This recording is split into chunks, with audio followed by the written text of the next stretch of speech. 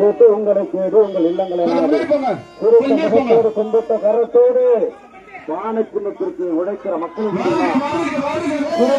சொன்னா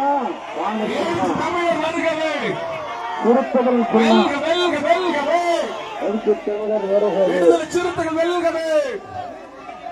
வருக வருக வருகவே எழுச்சி தமிழர் வருகவே வெல்க வெல்க வெல்கவே விடுதலை சிறுத்தைகள் வெல்கவே நமது சின்னம் வெற்றியின் சின்னம் எழுச்சி தமிழரின் சின்னம் தளபதி மு.க. ஸ்டாலின் அவர்கள் சின்னம் என்னாலும் அமைச்சர் எம்.ஆர்.கே.பி. சின்னம் எழுச்சி தமிழரின் சின்னம் நமது சின்னம் அண்ணன் திருமாவி சின்னம் விடுதலை சிறுத்தைகள் சின்னம் வெற்றியின் சின்னம் எல்.பி. ஜோதிமணி அவர்கள் சின்னம் நமது சின்னம் வெற்றியின் சின்னம் அண்ணன் திருமாவி சின்னம் எழுச்சி தமிழரின் சின்னம் வண்டி கொண்டாங்க ரெண்டு கொண்டாங்க முன்னாடி கொண்டாங்க வாங்கி கொடுப்பா தம்பி மாலை நான் பேசி முடிச்ச வரை வாங்கிக்கிறேன் கொஞ்சம் வண்டி கொஞ்சம் ஃப்ரண்ட்ல காட்டு மாலை முன்னாடி காட்டு ஜேசிபி இல்ல மாலை நான் அப்புறம் வாங்கிக்கிறேன் இங்க சென்ட்ரல்ல வந்து வாங்கிக்கிறேன் கொஞ்சம் ஜேசிபி பின்னால கொண்டு போங்க ஜேசிபி பின்னால கொண்டு போங்க நான் முன்னால வந்து வாங்கிக்கிறேன் நான் முன்னால வந்து வாங்கிக்கிறேன்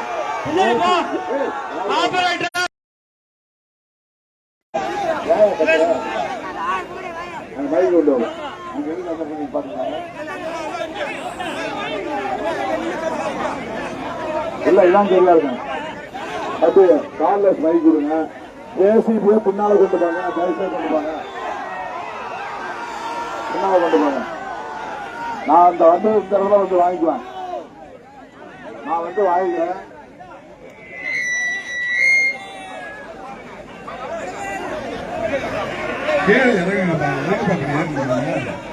எனக்கு எங்க நிக்க முடியாது சுதந்திரமா மாலைலாம் அப்படி போடலாம் சொல்ல வைக்கிறேன் நான் வந்து வாங்கிக்கிறேன் தயவுசெய்து கீழே இருங்க காலம் பூரா இப்படியே நான் போராடிட்டு இருக்கிறது நான் கை காலை சுதந்திரமா வச்சுட்டு பேச வேண்டாமா இப்படி கையை காலை போட்டு நறுக்கி இருந்தா எப்படி இறங்கி தம்பி இறங்கி கொஞ்சம் இறங்கி கொஞ்சம் இறங்கி நீ அந்த பக்கம் நின்று தம்பி கொஞ்சம் இருங்க அப்படியே ஹலோ ஹலோ தம்பி சவுண்ட் வைப்பா தம்பி சவுண்ட் சிஸ்டம் சவுண்ட் வை ஜேசிபி முன்னாடி போங்க நிக்கிற தோழர்கள்லாம் முன்னால வாங்க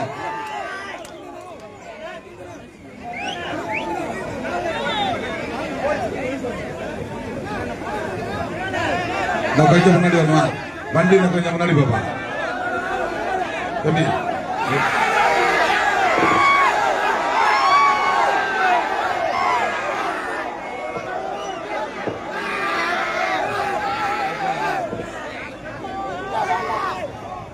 மாலை அப்புறம் வாங்கிக்கிறேன் ஜேசிபி அப்படியே நில்லுங்க ரைட் அந்த மாலையை தூக்கி மேல தூக்கி கீழே போட்டு பூலாம் பிச்சுவாங்க மேல தூக்கி நில்லுங்க அப்படியே ஆங்காங்கே நின்று கொண்டு இருக்கிற தோழர்கள் நிழலுக்கு வரணும் நிழலுக்கு வாங்க அந்த பக்கம்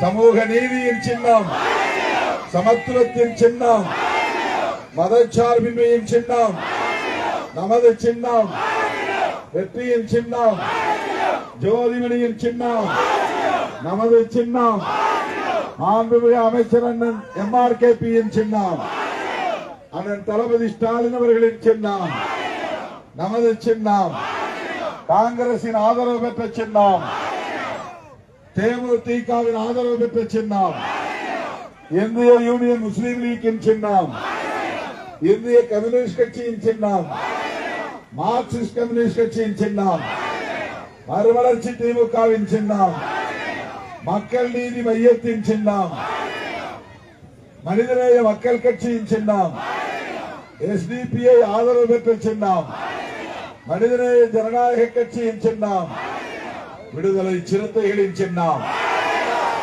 விடுதலை சிறுத்தைகளின் சின்னம் திருமாவளவனின் சின்னம். அன்பார்ந்த தோழர்களே, நமது வெற்றி வேட்பாளர் எல்.பி. ஜோதிமணி அவர்களை திராவிட முன்னேற்ற கழகத்தின் ஒன்றிய கழக செயலாளர் கோவிந்தசாமி அவர்களே, சோழன் அவர்களே, நடம்புத்தூர் நடராஜன் அவர்களே, காங்கிரஸ் பேரியக்கத்தை சார்ந்த பாபு அவர்களே, இளைய அன்பழகன் அவர்களே, தேமுதிக உள்ளிட்ட நமது தோழமை கட்சிகளை சார்ந்த மாவட்ட ஒன்றிய நகர பொறுப்பாளர்களே, பேரூர் நிர்வாகிகளே, விடுதலை சிறுத்தைகள் கட்சியின் மாவட்ட செயலாளர் LK மணவாளன் அவர்களே, தேர்தல் பொதுக்குழு மேற்பார்வையாளர்கள் குணவழகன் அவர்களே, இளஞ்சேக்குவேரா அவர்களே, கூகா பாவலன் அவர்களே, மற்றும் நமது இயக்கத்தின் முன்னோடிகளே, மண்டல செயலாளர் வாக்கா செல்லப்பன் அவர்களே, மண்டல துணை செயலாளர்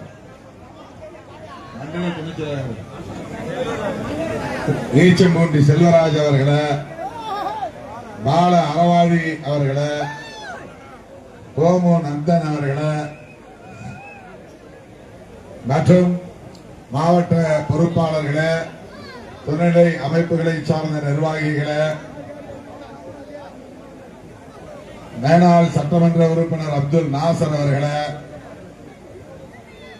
கொளுத்து வெயிலையும் பொருட்படுத்தாமல் இங்கே கூடியிருக்கிற கட்டுக்கடங்காமல் திமிரி எழுகிற உயிரின் உயிரான விடுதலை சிறுத்தைகளே, உங்கள் அனைவருக்கும் என்னுடைய பரிவார்ந்த வணக்கத்தை தெரிவித்துக் கொள்கிறேன். இந்த நாள் கடைசி நாள். இந்த மாலை 6 மணியோடு பிரச்சாரம் போகிறது. இந்த நிகழ்ச்சியை முடித்துக் கொண்டு நான் கடலூர் தொகுதியிலும், பண்ருட்டி தொகுதியிலும், திருக்கோவிலூர் தொகுதியிலும் பிரச்சாரம் செய்து நிறைவு செய்ய வேண்டிய நிலையில் இருக்கிறேன். ஜோதிமணி அவர்கள் விடுதலை சிறுத்தைகளின் வேட்பாளராக காட்டுமன்னார்குடி தொகுதியில் பானை சின்னத்திலே போட்டியிடுகிறார்.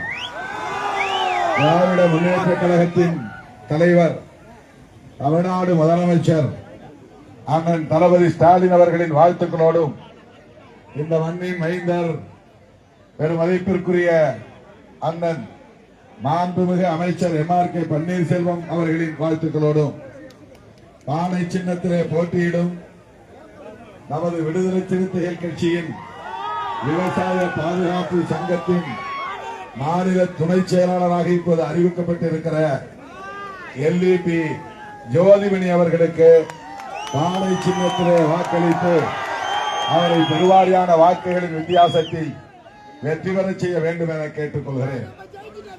நம்முடைய கட்சியின் மாநில துணை செயலாளராக இப்போது LEP ஜோதிமணி அவர்கள் நியமிக்கப்பட்டிருக்கிறார் என்பதை மகிழ்ச்சியோடு தெரிவித்துக் கொள்கிறேன். அதனை வரவேற்கும் வகையில் அனைவரும் கைகளை தட்டி அவரை ஊக்கப்படுத்துமாறு கேட்டுக் கொள்கிறேன். நமது கட்சியின் விவசாய அணியின் மாநில துணை செயலாளர் பொறுப்பு நியமிக்கப்பட்டிருக்கிறது. இப்ப அவர் என்னவா இருக்காரு? சிறுத்தையாக இருக்கிறார். என்னவாக இருக்கிறார்? LEP வீட்டில் இன்னொரு சிறுத்தை. ஏற்கனவே நந்தகுமார், இப்போது ஜோதிமணி அவர்கள் நம்முடைய இயக்கத்தை சார்ந்த தோழர். யாரு? சிறுத்தை ஜோதிமணி, மாநில துணை செயலாளர், விவசாயிகள் பாதுகாப்பு சங்கம் துணைநிலை அமைப்பின் பொறுப்பிலே இருக்கிறார் என்பதை மகிழ்ச்சியோடு தெரிவித்துக் கொள்கிறேன்.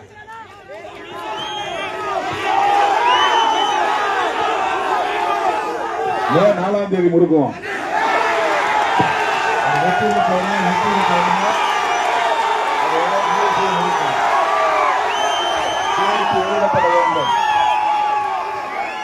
உயிரின் உயிரான விடுதலை சிறுத்தைகளே, பானை சின்னத்தில் வாக்களிப்பீர்களா? ஜோதிமணி அவர்களை வெற்றி பெற செய்வீர்களா? சட்டமன்றத்திற்கு அனுப்புவீர்களா? LEP அவர்கள் குரல் ஒலித்த அதே சட்டமன்றத்தில் நம்முடைய ஜோதிமணி அவர்களின் குரலும் ஒலிக்க வேண்டும், ஒலிக்க செய்வீர்களா? எல்இபி அவர்கள் ஒரு கட்சி தலைவராக இருந்திருக்கலாம், அவர் காங்கிரஸில் இருந்திருக்கலாம், இந்திய மனித உரிமை கட்சி தலைவராக அறியப்பட்டிருக்கிறார் என்றால் ஒரு சமூகத்தின் தலைவராகத்தான் அறியப்பட்டிருக்கிறார். எப்படி மாயாவதி அவர்கள் அறியப்பட்டிருக்கிறாரோ, ராம்விலாஸ் பாஸ்வான் எப்படி அறியப்பட்டிருக்கிறாரோ, ராம்தாஸ் அத்வாலே எப்படி தேசிய அளவில் அறியப்பட்டிருக்கிறாரோ, அவர்களுக்கெல்லாம் மூத்தவராக இருந்து முன்னோடியாக இருந்து இந்திரா காந்தி அம்மையாரின் அன்புக்கு பாத்திரமானவராக இருந்து ஒரு சமூக அடையாளமாக அறியப்பட்டிருப்பவர் தான் ஐயா எல் இளைய பெருமாள் அவர்கள். நான் போட்டியிடுவதாக விரும்பி இந்த தொகுதியில் வேட்பாளர் திருமாவளவன் என்று அறிவித்த பிறகு பல்வேறு காரணங்களால் கடைசி நேரத்தில் நான் போட்டியிடுவதிலிருந்து விலகிக் கொண்டேன். தம்பிகளுக்கெல்லாம் வருத்தம். அண்ணன் மீது நாம் இவ்வளவு பாசம் வைத்திருக்கிறோம், நம்பிக்கை வைத்திருக்கிறோம், 30 ஆண்டுகளாக இவரோடு களத்தில் நிற்கிறோம், நம்மில் யாருக்காவது ஒருவருக்கு தந்திருக்கலாம் அல்லவா என்ற வருத்தம். ஆனால் அதே தோழர்கள் ஐயா எல்இபி அவர்களை நினைத்து பார்த்து இன்றைக்கு பெருமைப்படக்கூடிய அளவுக்கு முன்வந்திருக்கிறார்கள். அதை எண்ணி நான் பெருமைப்படுகிறேன். நான் எடுத்த முடிவு சரியான முடிவுதான் என்பதை இந்த தேர்தலில் நீங்கள் உறுதிப்படுத்த வேண்டும். நான் எடுத்த முடிவை சரியான முடிவு என்று உறுதிப்படுத்துவீர்களா? நான் எடுத்த முடிவு சரியான முடிவு என்பதை உறுதிப்படுத்துவீர்களா? பானை சின்னத்தில் வாக்களித்து உறுதிப்படுத்துவீர்களா? ஜோதிமணி அவர்களை வெற்றி பெறச் செய்து நான் எடுத்த முடிவு சரியான முடிவு என்பதை உறுதிப்படுத்துவீர்களா? இது காலத்தின் ஒரு கட்டாயம். நம்முடைய தோழர்களுக்கு கொடுக்க கூடாது என்று எனக்கு எந்த எண்ணமும் இல்லை. 8 தொகுதி 7 தொகுதிகளை நம்முடைய கட்சி தோழர்களுக்கு தான் கொடுத்திருக்கிறேன். இவர் ஒட்டுமொத்தமாக இந்தியா முழுவதும் தலித் மக்கள் தலை நிமிர்வதற்காக பாராட்டிய பெருந்தலைவர் ஐயா இளைய பெருமாள் அவர்களுக்கு சிறப்பு செய்கிற வகையிலே இவரை தேர்ந்தெடுத்திருக்கிறார். கையெடுத்து கும்பிடுகிறவர் ஜோதிமணி அல்ல, ஐயா இளைய பெருமாள், ஐயா இளைய பெருமாள், ஐயா இளைய பெருமாள் என்றுதான் நான் பார்க்கிறேன். என்னுடைய பார்வை அவர் இங்கே நம்மோடு நிற்கிறார், நம்மோடு கைகோர்த்து நிற்கிறார் என்றுதான் நான் எண்ணுகிறேன். அரசியல் காரணங்களால் நான் கையாண்டிருக்கிற ஒரு உத்தி, இது ஒரு ஸ்ட்ராட்டஜி, அவ்வளவுதான். ஆகவே எஞ்சி இருக்கிற இந்த 24 மணி நேரத்தில் இன்னைக்கு பகல் 6 மணியோடு பிரச்சாரம் முடிக்கிறது. இந்த இரவு, நாளை ஒரு பகல், அடுத்த இரவு, இன்னும் நம்மிடையே இருப்பது 2 இரவு, ஒரு பகல், 36 மணி நேரம் தான். இந்த இடைவெளியில் நாம் எவ்வளவு விழிப்பாக இருக்கிறோம் என்பதை பொறுத்துதான் நம்முடைய வெற்றி அடங்கியிருக்கிறது. காடு விளைந்தாலும் கவனமாக அறுவடை செய்கிறவன் தான் வெற்றிகரமான விவசாயி. காடு விளைந்தும் அதை பாதுகாக்க தெரியாதவனால், அறுவடை செய்ய தெரியாதவனால் வெற்றிகரமாக இயங்க முடியாது, ஒரு நல்ல விவசாயியாக இருக்க முடியாது. ஆகவே தொகுதி நமக்கு சாதகமாக இருக்கிறது என்று நீங்கள் கண்ணும் கருத்துமாக செயல்படாமல் அலட்சியமாக இருந்தால் பாதிப்பு நேர்ந்துவிடும். ஆகவே எனது வேண்டுகோளாக உங்கள் முன்னால் நான் வைப்பது கட்டளை அல்ல, வேண்டுகோள், அறிவுரை அல்ல, வேண்டுகோள். இந்த 36 மணி நேரம் நீங்கள் விழிப்பாக இருக்க வேண்டும். எல்லோரையும் சந்தித்து பேச வேண்டும். பெற்றோர்களிடத்திலே பேச வேண்டும், உறவினர்களிடத்திலே பேச வேண்டும், நண்பர்களிடத்திலே பேச வேண்டும், பொதுமக்களிடத்திலே பேச வேண்டும். உரிய காலத்தில் வாக்குச்சாவடி சென்று வாக்குகளை பதிவு செய்ய வேண்டும். போடாதவர்களை அழைத்து வந்து போட வைக்க வேண்டும். இதுவரையில் நமக்கு போடாதவர்களையும் போட வைக்க வேண்டும். இந்த முறை ஐயா இளைய பெருமாளுக்காக நீங்கள் ஜோதிமணிக்கு வாக்களிக்க வேண்டும் என்று கேட்டுக்கொள்ள வேண்டும். செய்வீர்களா? மிக மிக முக்கியமான நேரம், தருணம் எஞ்சி இருக்கிற இந்த 36 மணி நேரம் தான். 2 இரவு 1 பகல். 23ஆம் தேதி தமிழ்நாட்டின் தலையெழுத்தை தீர்மானிக்கிற தீர்ப்பை எழுதுகிற நாள். அதுவும் விடுதலை சிறுத்தைகள் தான் தீர்ப்பை எழுதக்கூடிய சக்தி பெற்றவர்கள், வலிமை பெற்றவர்கள் என்பதை உறுதிப்படுத்துவதற்கான நாள்.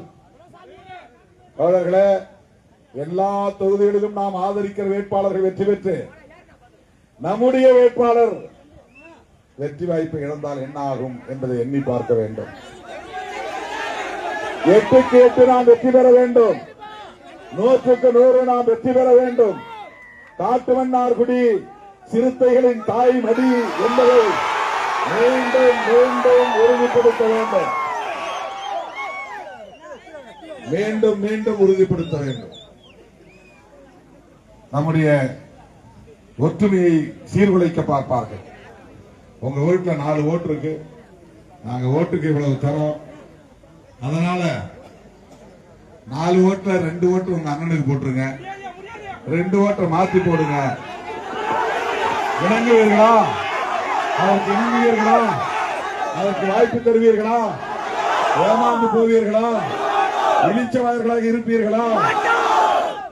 அரசியல்ல எப்பவும் கவனமா இருக்கும்.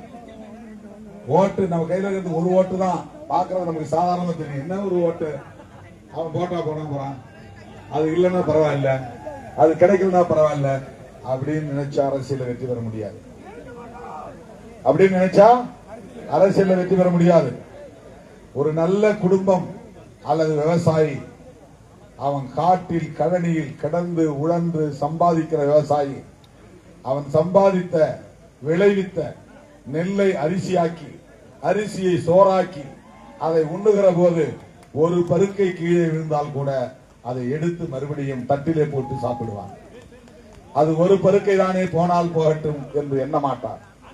உழைக்காதவன் சோற்றை இறைப்பான், விரையும் செய்வான். அவனுக்கு அந்த வலிமை தெரியாது. சோத்தையோட கை கழுவான், தட்டுல நிறைய சோத்தோட சேர்த்து தண்ணி ஊற்றி கழுவான், கண்டபடி இறைப்பான். அந்த பருக்கையின் அருமை அவனுக்கு தெரியாது. கொடுத்து வெயிலில் கிடந்து காட்டிலே உழன்று களை பறித்து கழனியில் வேலை செய்து ஒவ்வொரு நெல்லாக பார்த்து பார்த்து பார்த்து விளைவித்து அதை களத்துக்கு கொண்டு வந்து பதரை நீக்கி அதை மூட்டை கட்டி தோளிலே சுமந்து கொண்டு வந்து வீட்டிலே பாதுகாத்து வைக்கிறானே ஒரு விவசாயி, அவனுக்கு ஒவ்வொரு நெல்லும் உயிர், ஒவ்வொரு அரிசியும் உயிர், ஒவ்வொரு பருக்கையும் உயிர், ஒவ்வொரு பருக்கையும் உயிர். அந்த உணர்வு நமக்கு தேவை. அரசியல் களத்தில் ஒவ்வொரு ஓட்டும் ஒரு பருக்கைக்கு சமமானது, ஒவ்வொரு ஓட்டும் ஒரு அரிசிக்கு சமமானது, ஒவ்வொரு ஓட்டும் ஒரு விவசாயியின் உணர்வுக்கு சமமானது. அப்படி நாம் சிந்திக்க வேண்டும். அதனால அந்த 4 ஓட்டுல 2 ஓட்டு போனா போதும், அவன்கிட்ட போய் நம்ம ஓட்டு கேட்க வேண்டாம். அவன் போட்டா என்ன போலனா என்ன அப்படின்னு கடந்து போய்விடக் கூடாது. ஒவ்வொரு ஓட்டையும் நாம் சேகரிக்க வேண்டும். நம்ம ஊர்ல 10 பேர் ஓட்டு போடல, பரவாயில்லையா, எல்லாம் போட்ட அந்த 10 பேர் போடலன்னா என்ன அப்படின்னு போகக்கூடாது. அந்த 10 பேரையும் நாம போய் வண்டியை வச்சு இழுத்துட்டு வந்து பானையில போடுங்கன்னு சொல்லி போட வைக்கணும். செய்வீர்களா? அதே போல மற்றவங்க நம்முடைய ஓட்டை போடுறது முயற்சி பண்ணுவாங்க, அதுக்கு நாம் இடம் கொடுக்க கூடாது. அதுக்கு நாம இடம் கொடுக்க கூடாது. நம்ம எதிர்த்து இந்த தொகுதியிலே போட்டியிடக்கூடிய சின்னம் என்ன சின்னம் என்று உங்களுக்கு தெரியும். அந்த சின்ன நம்மளை எதிர்த்து போட்டியிடுற சின்னம், அந்த சின்னத்துக்கு போடுற ஓட்டு பிஜேபிக்கு தான் போய் சேரும். ராமதாஸ் அவர்களால் உருவாக்கப்பட்ட சின்னம். அவரே இன்றைக்கு பெத்த பிள்ளையே தனக்கு இவ்வளவு பெரிய உளைச்சலை தருகிறது, மன வலியை தருகிறது என்று வேதனைப்படக்கூடிய நிலையை உருவாக்கி இருக்கிறார்கள். பதவிக்காக பரிசுக்காக பாஜகவோடு கூட்டணி வைத்திருக்கிறார்கள். அவரே சொல்லுகிறார், நான் பாஜகவோடு கூட்டணி வைக்க வேண்டாம் என்று பலமுறை சொல்லி சொல்லி பார்த்தேன், ஆனால் கேட்கவில்லை என்று வருந்தி சொல்லியிருக்கிறார். இதுவரை நான் அந்த பிரச்சனைகளில் தலையிட்டதில்லை. ஆனால் இன்றைக்கு சொல்ல வேண்டிய ஒரு கட்டாயம் நேர்ந்திருக்கிறது. அதை பற்றி நான் ஒரு நாளும் கருத்து சொன்னதில்லை. தந்தை சொல் மிக்க மந்திரமில்லை என்று பிள்ளைகள் தந்தைக்கு மதிப்பளிக்க வேண்டும் என்று மட்டும்தான் நான் சொல்லி இருக்கிறேன். என்னதான் இருந்தாலும் பெற்றவர்கள் பெற்றவர்கள் தான். தாய் தந்தையை விட மேலானவர்கள் யாரும் இல்லை. கடவுளுக்கு மேலானவர்கள் பெற்றவர்கள். அந்த உணர்வு நமக்கு தேவை. ஆனால் இந்த தொகுதியில் போட்டியிடும் சின்னம் பாஜகவின் இன்னொரு சின்னம். இந்த தொகுதியில் போட்டியிடக்கூடிய சின்னம் பிஜேபியின் இன்னொரு சின்னம். அது அதிமுக சின்னமாக இருந்தாலும் அது பிஜேபியின் சின்னம் தான். பாமகவின் சின்னமாக இருந்தாலும் அது பிஜேபியின் சின்னம் தான். நான் சும்மா சொல்லல. சிபிஐ மூலம் அச்சுறுத்தி தான் அவங்க கூட்டணியை உருவாக்கி இருக்கிறாங்க. நாளைக்கு அவங்கள ஒருத்தர் பேர் 2 பேர் ஜெயிச்சா கூட அவங்க பிஜேபி எம்எல்ஏவா தான் செயல்பட முடியும். பாட்டாளி மக்கள் கட்சி எம்எல்ஏவாக அவர்களால் செயல்பட முடியாது. அதற்கு வாய்ப்பே கிடையாது. ஆனால் ஜோதிமணி வெற்றி பெற்றால் விடுதலை சிறுத்தையாகத்தான் அவர் பணியாற்றுவார். சில பேர் திருமாவளவன் பண்ணது தப்பு, அவரு காங்கிரஸ்காரர், அவரு காங்கிரஸ் குடும்பம், அவ்வளவுதான். அவங்க அப்பா காங்கிரஸ்ல இருந்தாரு. அதுக்கு பிறகு இந்திய மனித உரிமை கட்சியை தொடங்கினாரு, தனி கட்சியை நடத்தினாரு. அந்த கட்சியை எல்லா சமுதாயத்தை சார்ந்தவர்களும் சங்கரன் பிள்ளை உட்பட பொறுப்பில் இருந்தார்கள். அனைத்து சமுதாயங்களை சார்ந்தவர்களும் இருந்தார்கள். அவரே விடுதலை சிறுத்தைகள் கட்சியை ஆதரித்தவர் தான். கடைசி காலத்தில் அவருடைய வீட்டுக்கு நான் போயிருந்த போது எங்களுக்கு பின்னால நீதானப்பா இந்த சமுதாயத்துக்கு என்று என்னை ஆசீர்வதித்தவர்தான். நான் கூட ஒரு கூட்டத்திலே சொன்னேன், சிதம்பரத்திலே என்னை மக்கள் தாங்குகிறார்கள் என்றால், காட்டுமன்னார்குடியிலே என்னை தாங்கி பிடிக்கிறார்கள் என்றால் அதற்கு விதை போட்டவர் ஐயா எல் இளைய பெருமாள். அந்த விழிப்புணர்வை உருவாக்கியவர் எல் இளைய பெருமாள் அவர்கள் என்று சொன்னேன். நான் சொந்த தொகுதி எனக்கு குன்னத்தில் இவ்வளவு எழுச்சி உண்டா? இல்லை. காட்டுமன்னார்குடியில் இந்த எழுச்சி எப்படி ஏற்பட்டது? தமிழ்நாட்டிலே வேறு எந்த தொகுதியிலும் இல்லாத எழுச்சி. அப்ப அவருக்கு நான் செய்த சிறப்பு சரிதானே? அந்த குடும்பத்தில் ஒருவருக்கு நான் கொடுத்த வாய்ப்பு சரிதானே? ஒரு நன்றி கடன் நான் செய்திருக்கிறேனா இல்லையா? தோழர்களே, அந்த உணர்வோடு நீங்கள் களப்பணி ஆற்ற வேண்டும். அதிமுகவுக்கும் பாமகவுக்கும் அந்த கூட்டணி கட்சிகளுக்கும் போடக்கூடிய இது குமராட்சி ஒவ்வொரு வாக்கும் அது பிஜேபிக்கு வலிமை சேர்ப்பதாக அமைந்துவிடும். அதற்கு பொதுமக்கள் இடம் தந்துவிடக் கூடாது. பாமகவுக்கு ஓட்டு போடக்கூடிய தோழர்களுக்கும் தெரிவித்துக் கொள்கிறேன், அதிமுக தொண்டர்களுக்கும் நான் தெரிவித்துக் கொள்கிறேன், நீங்கள் நினைப்பது போல இப்போது இருப்பது ஜெயலலிதா அதிமுக இல்லை, இது மோடியின் அதிமுக. ஆகவே நீங்கள் அதிமுகவுக்கு வாக்களிக்கிறோம் என்கிற பெயரால் பாமக சின்னத்திற்கு வாக்களித்தால் அது மோடிக்கு அளிப்பதாகத்தான் பொருள். அதே போல இப்போது இருக்கிற பாமக மருத்துவர் ராமதாஸ் அவர்களின் பாமக இல்லை, இது மோடிக்கு சேவை செய்கிற பாமக, இது அமித்ஷாவுக்கு சேவை செய்கிற பாமக. இந்த பாமகவுக்கு வாக்களிக்கக்கூடிய தோழர்களை பார்த்து நான் சொல்லுகிறேன், மருத்துவர் ராமதாஸ் அவர்களின் பாமக இல்லை இந்த பாமக. நீங்கள் போடுகிற ஒவ்வொரு ஓட்டம் மோடிக்குத்தான் போய் சேரும். அந்த மோடி ஓபிசி பெண்களுக்கு இடஒதுக்கீடு தர முடியாது என்று மறுக்கிற கட்சியை சார்ந்தவர். இதை மட்டும் சொல்லி இடைவெற நான் விரும்புகிறேன். அண்மையிலே நடந்த நாடாளுமன்ற கூட்டத்தொடரில் பேசிய எம்பிக்களிலேயே வேறு யாரும் பேசாததை உங்கள் தொகுதி எம்பி திருமாவளவன் பேசினார். சிதம்பரம் தொகுதி எம்பி திருமாவளவன் பேசினான். மோடியை எதிர்த்து, பாஜகவை எதிர்த்து நாடாளுமன்ற தொகுதிக்கான வரையறையை செய்யும் போது மக்கள் தொகை கணக்கெடுப்பு நடத்திதான் செய்வோம் என்று சொன்னீர்களே, இப்போது ஏன் அவசரப்பட்டு இருக்கிறீர்கள்? கணக்கெடுப்பு நடத்தாமல் ஏன் தொகுதி வரையறையை கொண்டு வந்திருக்கிறீர்கள்? அதற்கு நான் சொல்லுகிறேன் காரணம், உங்களுக்கு உள்நோக்கம் இருக்கிறது. தம்பி இறங்கு, உங்களுக்கு உள்நோக்கம் இருக்கிறது. என்ன உள்நோக்கம் என்றால் 2031 மக்கள் தொகை கணக்கெடுப்பு நடத்தினால் சாதிவாரி கணக்கெடுப்பு நடத்த வேண்டும் என்கிற கட்டாயம் ஏற்படும். ஜாதிவாரி கணக்கெடுப்பு நடத்தினால் ஓபிசி மக்கள் தொகை என்ன என்பது தெரிந்துவிடும். எம்பிசில ஒவ்வொரு சாதியும் வன்னியர் எவ்வளவு, எம்பிசில ஒவ்வொரு சாதியும் எவ்வளவு இப்ப யாருக்கும் தெரியாது. இப்ப இந்த தொகுதியில எஸ்சி எவ்வளவு கரெக்டா சொல்ல முடியும். ஏன்னா கணக்கெடுப்பு இருக்கு, நீண்ட காலமா இருக்கு. குறிப்பா எஸ்சில பறையர்கள் எவ்வளவு அப்படின்னு கணக்கு இருக்கு. ஆனால் இந்த தொகுதியில வன்னியர்கள் எவ்வளவுன்னு கணக்கு கிடையாது. தோராயமா தான் சொல்லுவாங்க, தோராயமா தான் சொல்ல முடியும். 138 பேர் இருக்காங்க அல்லது 135 பேர் இருக்கிறாங்க. இது ஒரு தோராயம் தான். அரசு புள்ளி விவரம் இல்லை, சரியான துல்லியமான கணக்கு கிடையாது. ஆனால் இந்தியா முழுவதும் எஸ்சி மக்கள், தலித் மக்கள் ஒவ்வொரு சாதியும் எவ்வளவு இருக்கிறார்கள் அப்படிங்கிற கணக்கு இருக்கு, புள்ளி விவரம் இருக்கு. அதே போல ஓபிசி மக்களை சாதி வாரியாக கணக்கெடுப்பு செய்ய வேண்டும். இது மருத்துவர் ராமதாஸ் அவர்களும் வைக்கிற கோரிக்கை, திருமாவளவனும் வைக்கிற கோரிக்கை. அப்படி கணக்கெடுத்தால்தான் வன்னியர் மக்கள் தொகை எவ்வளவு என்று தெரியும். அவர்கள் இதுவரையில் எவ்வளவு பயனடைந்திருக்கிறார்கள், ஏன் இவர்களுக்கு இவ்வளவு குறைவாக கல்வியிலும் வேலைவாய்ப்பிலும் பயன் கிடைத்திருக்கிறது என்பதெல்லாம் தெரிய வரும். அது பிஜேபிக்கு எதிராக போய் முடியும், பிஜேபிக்கு நெருக்கடியாக போய் முடியும். அதனால் பிஜேபி சாதிவாரி கணக்கெடுப்பு நடத்த அஞ்சுகிறது. ஜாதிவாரி கணக்கெடுப்பு நடத்தினால் அடுத்த கோரிக்கை பெண்களுக்கு இடஒதுக்கீட்டில் எம்பிசிக்கு எவ்வளவு என்ற கேள்வி வரும். இப்ப எஸ்சி எஸ்டிக்கு 33% பெண்கள் இடஒதுக்கீடு வந்தா அதுல எஸ்சி பெண்களுக்கு தனியாக இடஒதுக்கீடு வந்துடும், 18% உள்ஒதுக்கீடு வந்துடும். 33% அதை 100க்கா மாற்றும் போது 18% எஸ்சி பெண்களுக்கான இடங்கள் ஒதுக்கப்படும். புரியுதா நான் சொல்றது?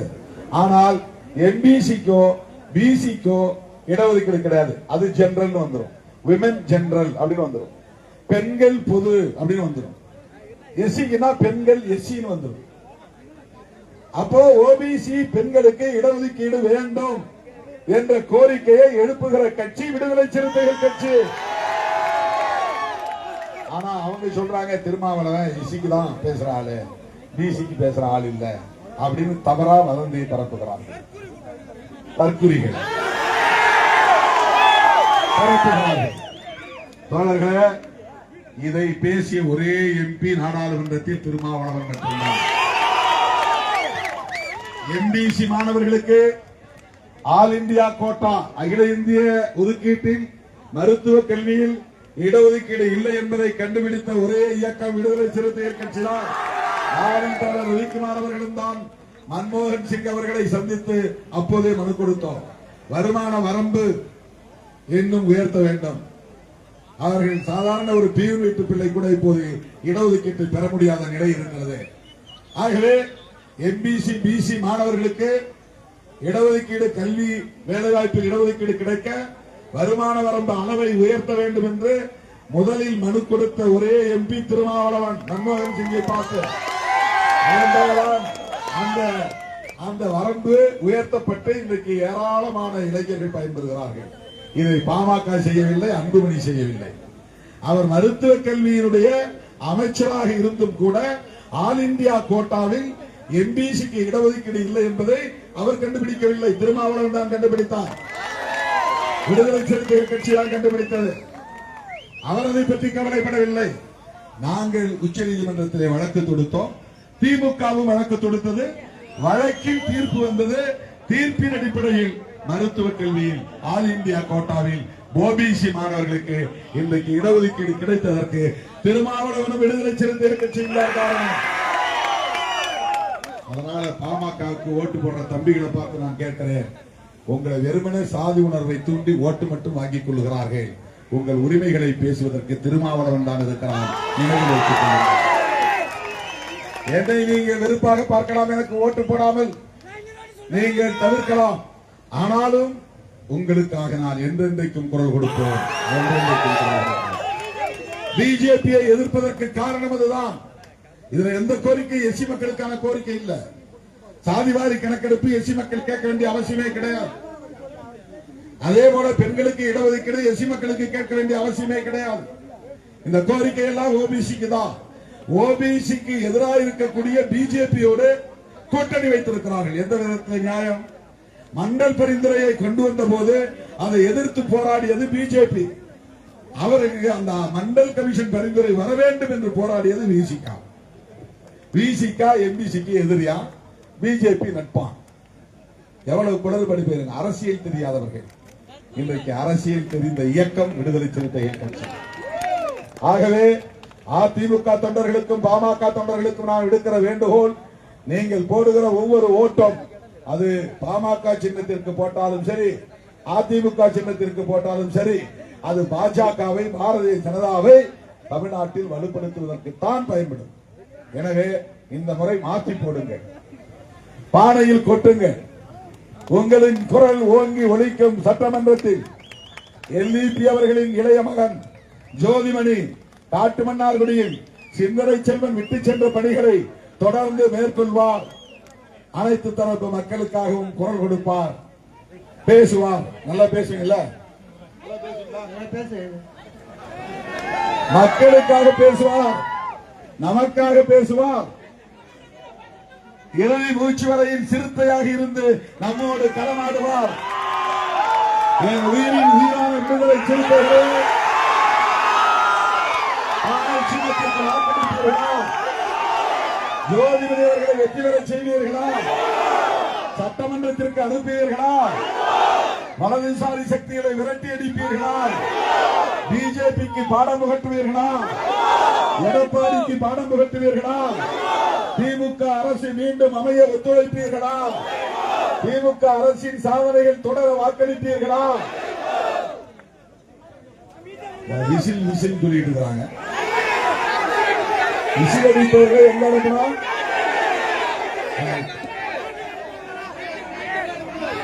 தோழர்களே, சினிமா மோகத்திற்கு மயங்கக்கூடியவர்கள் இல்லை. சிறுத்தைகள், முதல் தலைமுறை வாக்காளர்கள் கதாநாயக பிம்பத்திற்கு இணங்கக்கூடியவர்கள் இல்லை. ஆகவே விஜய்க்கு போடுற ஓட்டு கூட பிஜேபி போடுற ஓட்டு. நீங்க விசிலுக்கு போட்டா அவங்க ஜெயிக்க போறது கிடையாது. அது என்ன ஆகுன்னா திமுகவுக்கு கிடைக்கிற ஓட்டை பிரிக்கும், அவ்வளவுதான்.